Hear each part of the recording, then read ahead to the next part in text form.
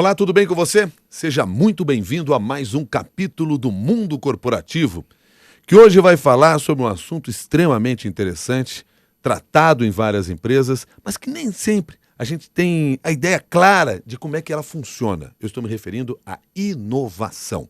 E para conversar conosco sobre esse assunto, nós convidamos Clemente Nóbrega, físico por formação, executivo de empresa, consultor e autor do livro, entre outros, do livro A Intrigante Ciência das Ideias que Dão Certo, a Mágica dos Ambientes Inovadores, livro este que você está vendo aí na sua tela. Livro também publicado pela Alta Books Editora. Clemente Nóbrega, desde já, muito obrigado pela sua gentileza de estar conosco aqui no Mundo Corporativo. Um bom dia. Muito obrigado a você, Milton, a todos. É um prazer estar com vocês. Clemente, que ciência existe por trás das ideias? Hoje a gente entende muito melhor de onde vem a criatividade.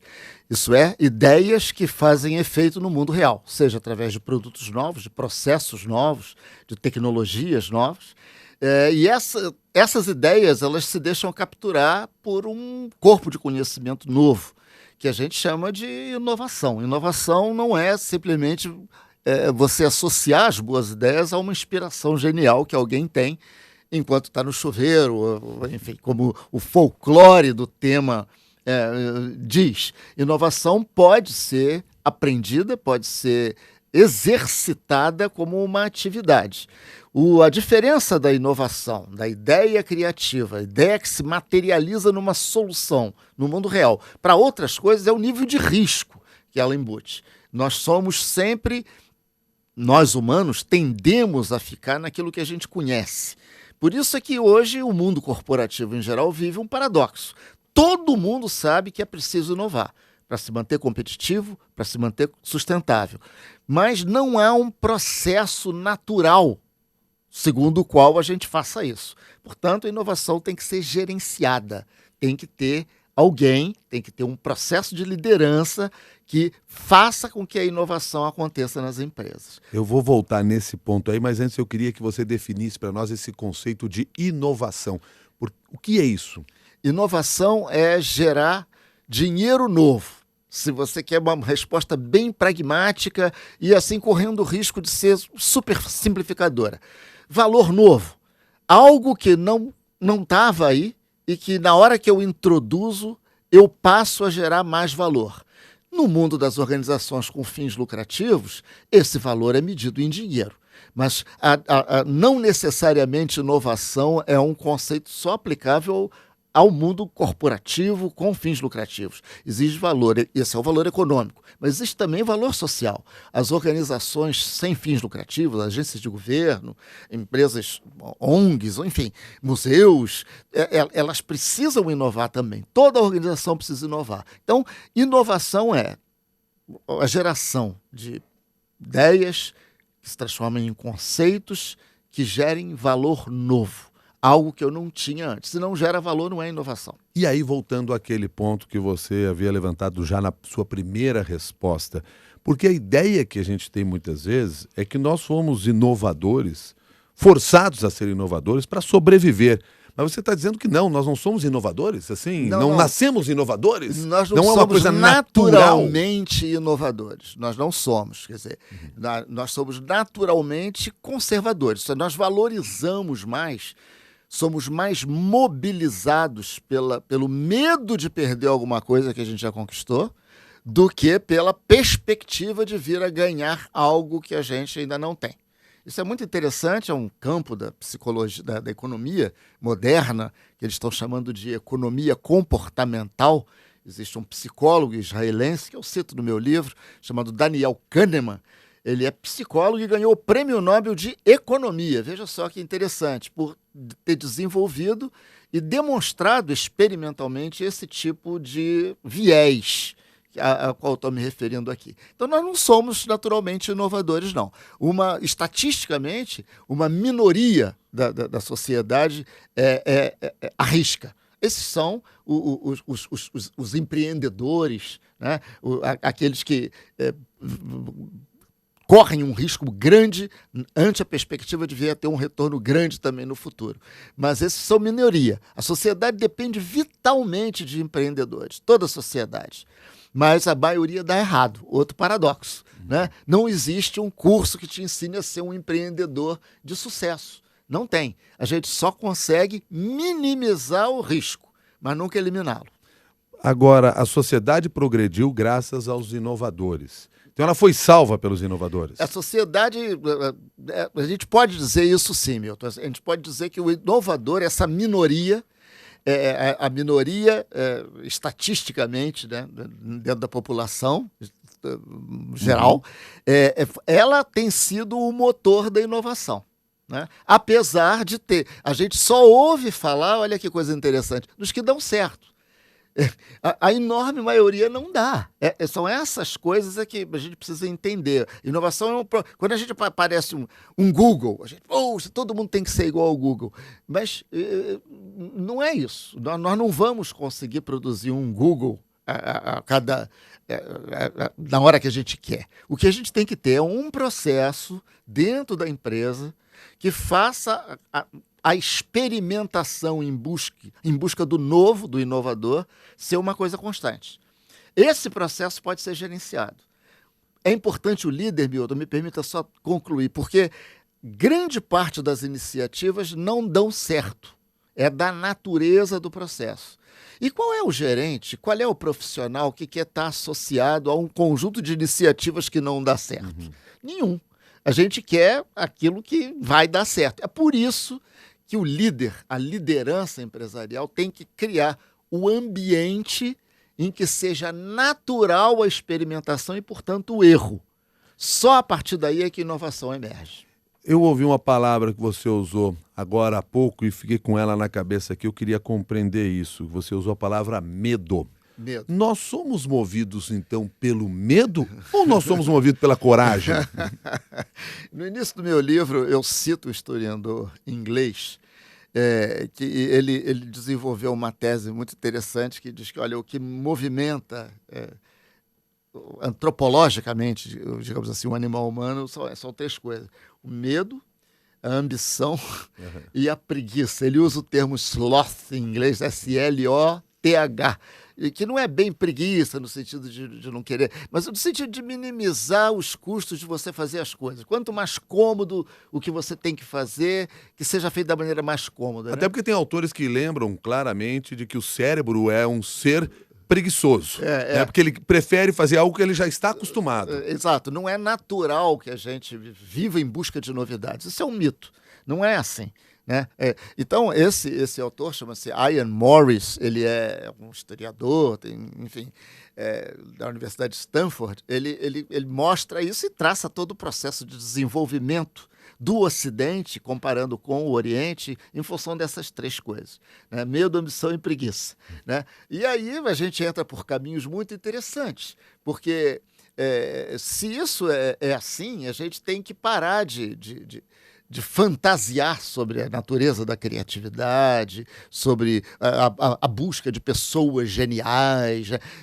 e tratar de criar ambientes empresariais, ambientes na sociedade, no país, culturas, né, que estimulem o tipo de iniciativa que a gente tem que estimular para que as ideias emerjam, apesar da gente ser estatisticamente conservador. Você já se referiu também da necessidade de você criar processos nas empresas para gerar esta inovação. Exato. Que cuidados são esses que nós precisamos ter quando você fala nesses processos? Olha, aí a gente entra num campo, Milton, que é quase uma engenharia, vamos dizer. Por que eu gosto de chamar isso de engenharia? Um processo é um conjunto de atividades que se repete recorrentemente. Isso que é um processo, né? Inovação sofre de alguns males, né? A ideia de inovação. Um é que você precisa de pessoas geniais para produzir ideias geniais, que vão mudar o mundo. Isso é um mito.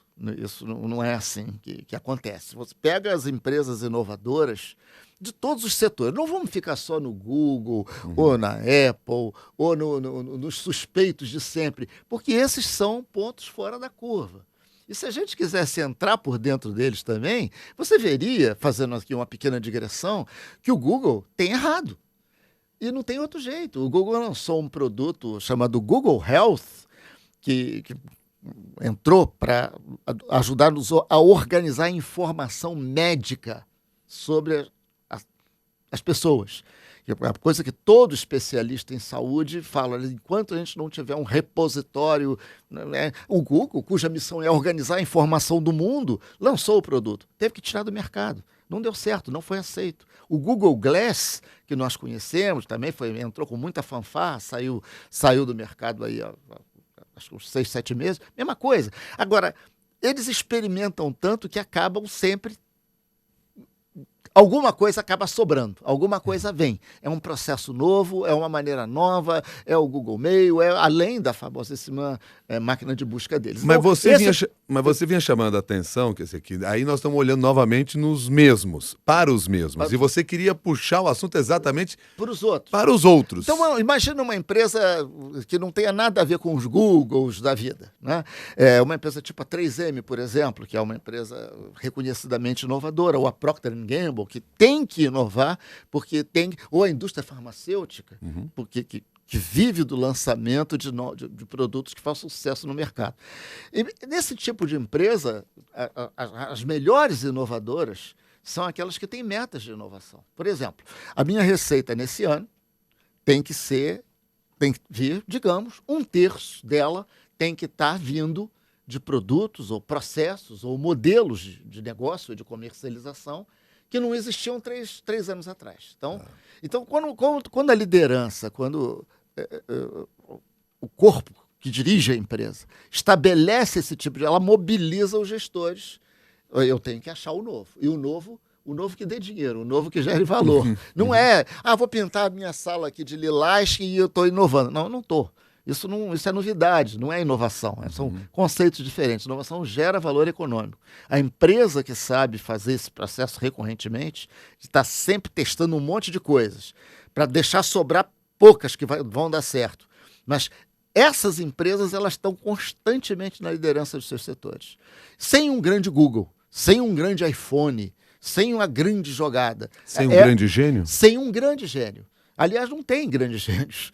Sai um, entra outro, você nem sabe, a empresa continua lá na crista da onda, porque ela tem um processo.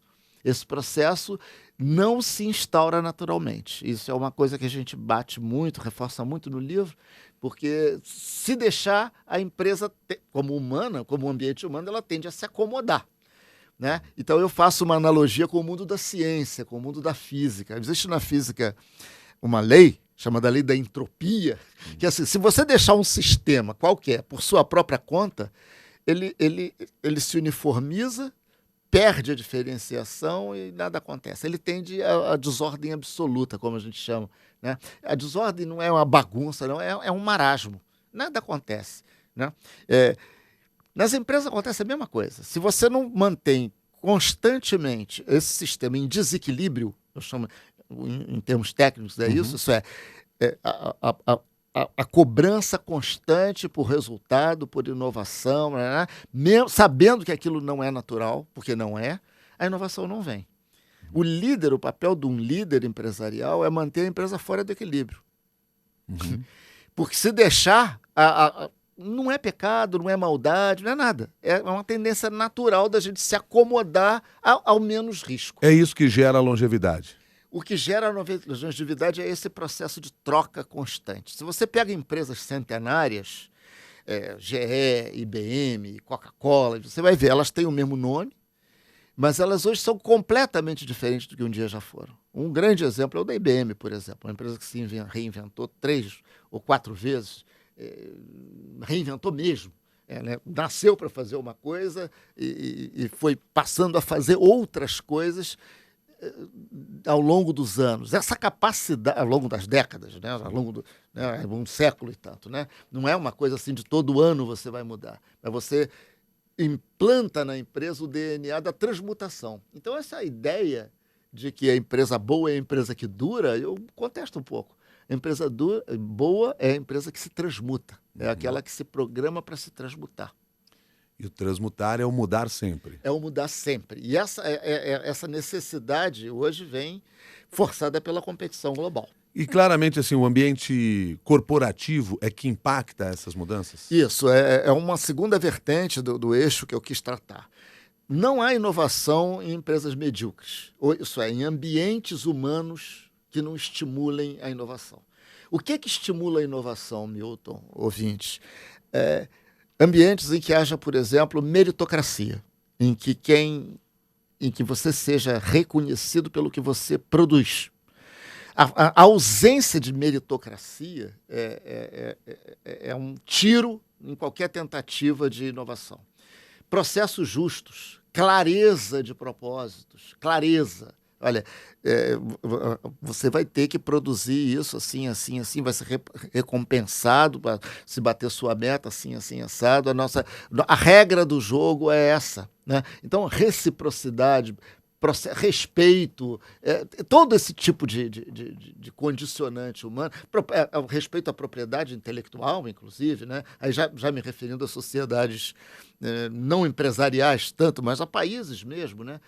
O respeito à regra da lei, por exemplo, é o equivalente disso para um país, né? Uma vez eu escrevi um artigo. Por que o Brasil não é bom em inovação? Porque nós somos ruins em inovação, saiu na Vista Época, né? Uma conclusão é essa: o nosso software, o nosso ambiente não estimula isso. E o que é preciso para transformar este ambiente? Líderes, em uma palavra. Em uma palavra, líderes. Esse ambiente não surge por by fiat, né? Alguém manda e ele... Não. É um exercício. E tem que ter liderança para que ele aconteça. Mas quando nós estamos falando de um país, são líderes políticos ou são líderes empresariais? Milton, eu diria que é um conjunto. O ambiente, né, que gera a reputação de inovação, ele é um ambiente constituído por vários agentes, vários atores, né? Então, é uma espécie de um ecossistema em que tudo tem interdependências. Não adianta você ter um sem ter o outro. O desafio é construir essas interdependências simultaneamente, porque senão a inovação não vem. Você falou agora há pouco em propósito. Cada vez tem se ouvido mais consultores tratando essa questão da empresa ter um propósito. E quando você pergunta às vezes para as pessoas, mas por que você faz isso? As pessoas às vezes nem sabem direito por que fazem. E às vezes até respondem, para ganhar dinheiro. Exato. Esse é um propósito? É um propósito muito individualista e muito limitado, né? Sem trocadilho, é um propósito muito pobre. É um propósito muito pobre. É um propósito que ele não tem significado suficiente para mobilizar ninguém. O propósito é algo que mobiliza as pessoas, né? E tem a ver com a missão, com a razão de existir daquela organização. Organizações de quaisquer natureza existem para resolver problemas de pessoas. Essencialmente é isso, para resolver problemas, para fazer coisas que as pessoas precisam que sejam feitas, né? O entendimento desse propósito é vital para que você tenha um ambiente em que todos colaborem em relação, com vistas ao mesmo objetivo. Mas falar é sempre muito mais fácil que fazer, né, Milton? Então é por isso que eu insisto muito no papel central da liderança, para que esse processo não seja um blá blá blá, porque senão você coloca, nossa missão é contribuir para uma sociedade melhor, não sei o quê, e isso não mobiliza ninguém. Então a missão tem que ser, a missão ou o propósito, eu não faço diferença entre as duas coisas, ela tem que ser algo mobilizador e verdadeiro. Eu dou 100% de valor ao ambiente, muito mais ao ambiente do que a indivíduos. O ambiente é a cola que possibilita que a boa ideia surja. Nós estamos falando aqui sobre países, até como referência tendo o Brasil, e você, no livro, A Intrigante Ciência das Ideias que Dão Certo, você, em determinado momento, chama a atenção que o que diferencia os países são as tecnologias sociais. Isso mesmo. Explica para nós isso. Isso é muito interessante. Quando a gente fala em inovação tecnológica, o que a gente pensa? Não? A gente pensa no chip, a gente pensa numa machadinha de pedra lascada ou no motor de automóvel, a gente pensa num artefato, a gente pensa numa coisa. Não. No entanto, o que passou a ser chamado, tem sido chamado de tecnologia social, que não são arranjos, são ambientes, são processos que te permitem inovar. Então, as tecnologias são físicas e sociais. Tecnologias físicas são artefatos. Tecnologias sociais são ambientes, são culturas. Por exemplo, não foi Henry Ford que inventou o motor do automóvel. Henry Ford inventou um processo para fazer automóveis de maneira muito mais rápida, mais eficiente, com mais qualidade. Uma tecnologia social, a linha de montagem do Henry Ford. Né? A Kodak inventou a tecnologia da... Desculpe, a Kodak não, a Xerox. A tecnologia da copiadora.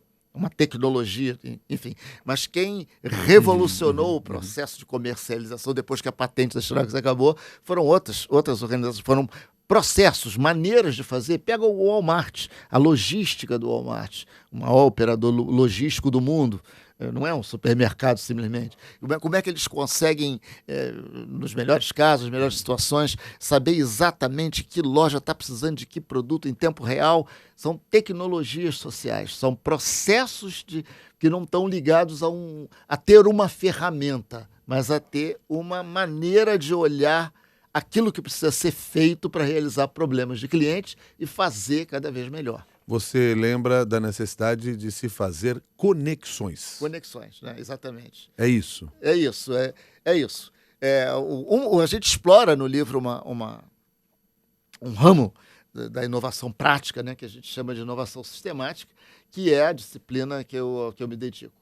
Para você ter inovação, você tem que ter duas coisas. Já falei, você tem que ter um ambiente que produza ideias e essas ideias têm que se chocar. Né? Elas têm que se chocar, uma tem que encontrar com a outra para que alguma coisa possa acontecer. Exemplo, o YouTube.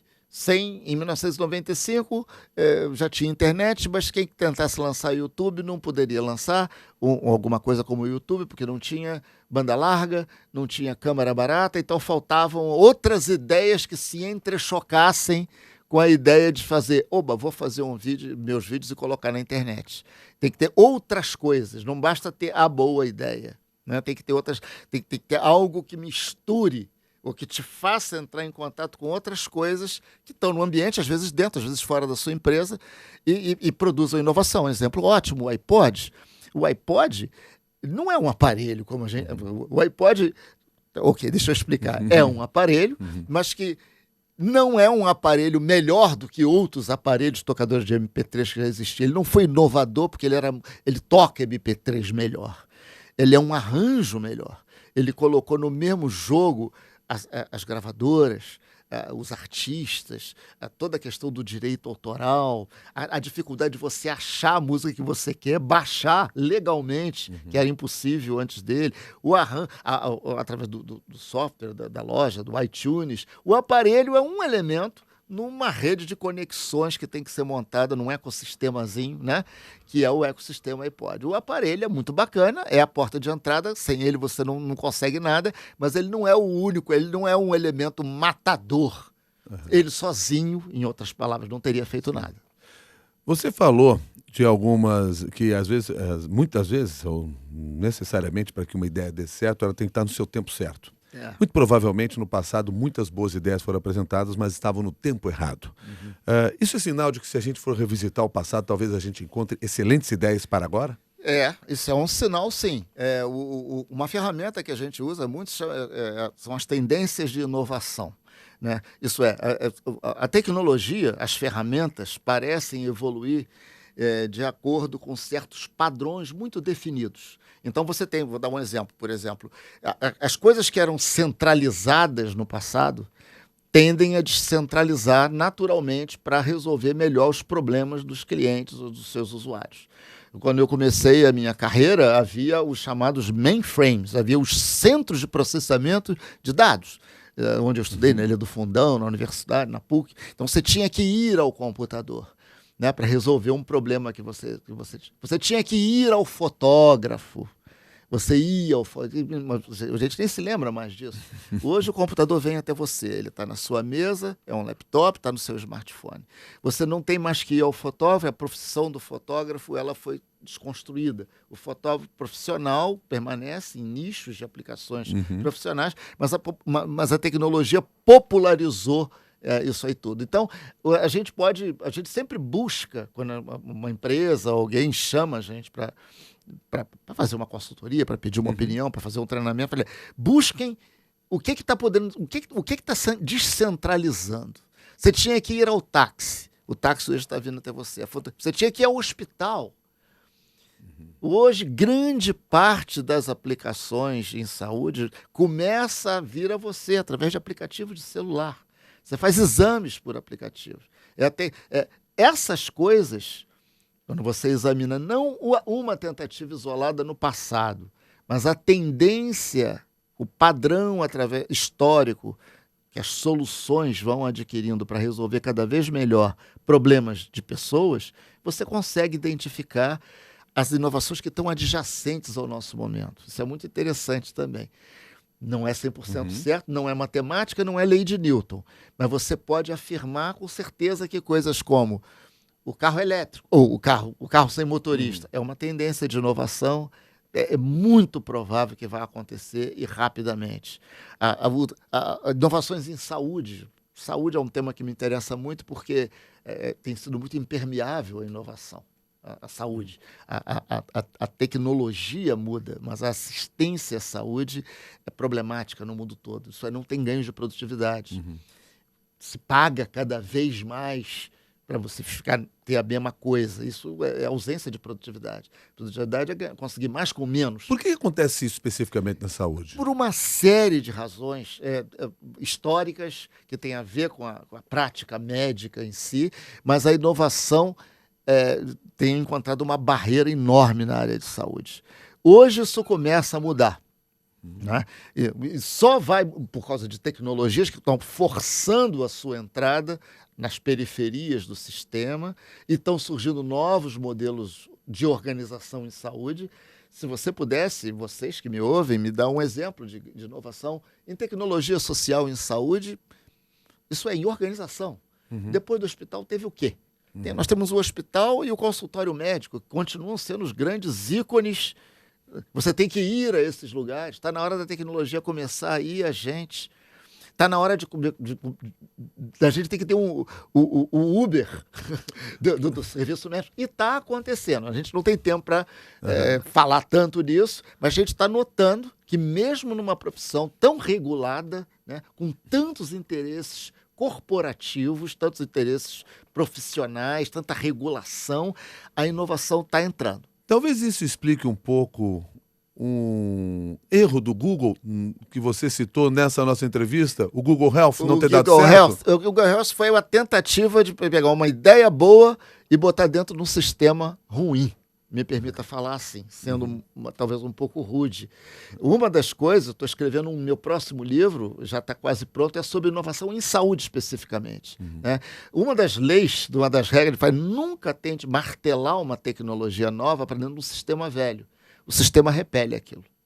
No fundo, o próprio consumidor de saúde, ele ainda não percebeu, portanto, isso não é uma necessidade que ele sinta, de ter os seus dados médicos na sua mão para controlar. Basicamente foi isso que aconteceu com o Google Health. Uma excelente ideia que bateu e voltou. A Microsoft tem um produto similar, chama-se, eu esqueci o nome, Health Vault, alguma coisa assim. Esse ainda não saiu do ar, mas também não está sendo um sucesso como se imaginou. Os especialistas, Milton, vêm insistindo há décadas o seguinte: se nós tivéssemos um sistema que concentrasse todas as informações sobre as pessoas, informações de saúde, informações médicas, facilitaria muito o trânsito das pessoas pelo sistema, iria baixar custo, Né? Todo mundo acha que basta uma tecnologia, mas não basta, você tem que ter um ambiente. Eu insisto nisso. E a construção desse ambiente, um ecossistema novo que vai viabilizar a revolução em saúde que eu creio que virá. Eu estou lembrando aqui, a Apple também está tentando trabalhar com essa ideia da saúde através de um aplicativo relacionado também ao Apple Watch. Tem vários. Tem várias tentativas nesse sentido. Tem várias, né? Algumas dão certo, enfim, porque são coisas para você fazer um eletro, para você... até tem aplicativo de celular que você fotografa uma verruga que apareceu no seu... Manda para alguém a foto E pela foto, ele diagnostica Há exame de iniciativas fluxo. ali, mas enfim... Pontuais. Pontuais. O que não há são organizações, tecnologias sociais, como eu chamo, que vão ganhar dinheiro operando segundo uma lógica diferente da lógica tradicional. O conhecimento muito mais acessível hoje nos ajuda a inovar? Isso não tem dúvida, né? Basta a gente olhar para a noção de que as ideias precisam se entrechocar. Então, se você tem uma ideia e tem um outro lá no Japão, na Coreia, na Ásia, não sei onde, que tenha também ideias, se vocês conseguem estabelecer uma conexão entre a minha ideia e a sua ideia, a chance de sair uma coisa bacana se potencializa, fica muito maior.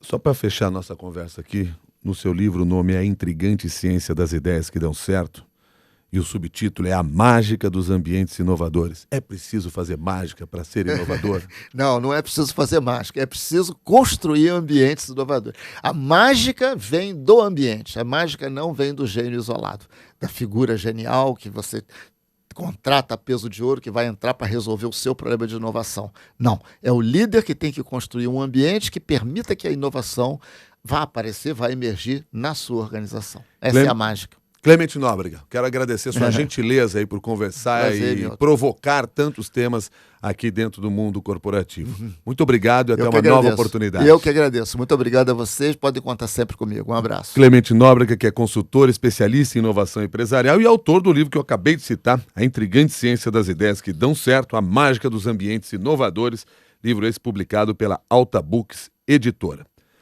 A você que acompanha o mundo corporativo, o nosso agradecimento também. Lembrando sempre o seguinte, este tema que nós estamos discutindo aqui, você deve levar para as redes sociais, ampliar este conhecimento, fazer com que ele chegue ainda além daquilo que nós imaginávamos. E se você quiser, pode ir lá no LinkedIn, tem um grupo de discussão lá que é o Mundo Corporativo na CBN. Lá você pode publicar o seu texto, o seu conhecimento também, para compartilhar com outras pessoas. Conto com a sua participação, até um próximo capítulo do Mundo Corporativo.